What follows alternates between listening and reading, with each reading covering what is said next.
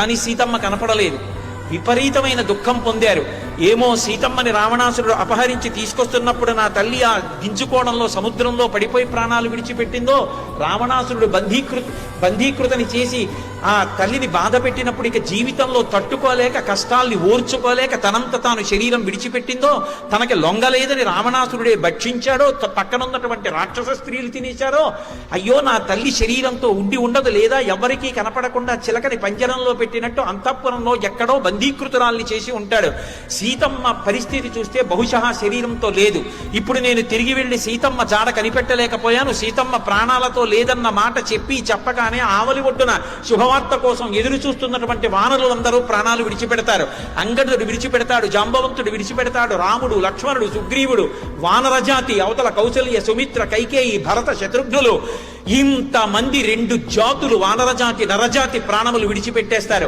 ఇటువంటి అశుభవార్త వెళ్ళి చెప్పవలసిన అవసరమేముంది? వెళ్ళను, చెప్పను, ఇక్కడే కూర్చుంటాను.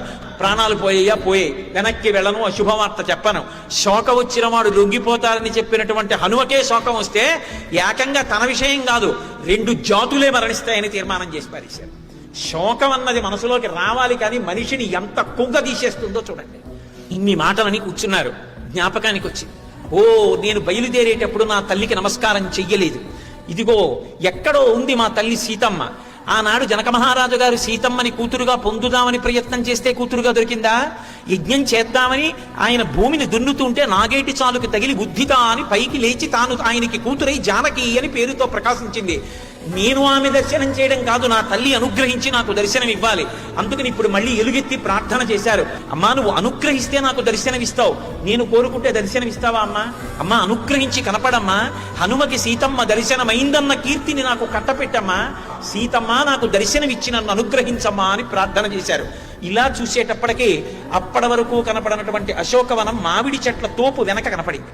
మామిడి చెట్లు ఊగే, ఓ ఈ మామిడి చెట్ల వెనక అశోకవనం ఉంది, ఇది నేను వెతకలేదు, ఇక్కడ నా తల్లి ఉండి తీరుతుందని పరమ సంతోషంతో ఒక్క దూకి అశోకవనంలోకి వెళ్ళారు. అన్ని చెట్ల మీద తిరుగుతూ చివరికి ఒక శిశుపా వృక్షం మీదకి ఎక్కారు. ఆ శిశుపా వృక్షం మించి చూశారు. చూసేటప్పటికి ఆ క్రింద చుట్టూ చూస్తే అశోకవనం, క్రింద ఎవరో ఉన్నట్లుగా అనిపించింది. ఒక్కసారి ఆ కొమ్మల్లోంచి కిందకి చూశారు.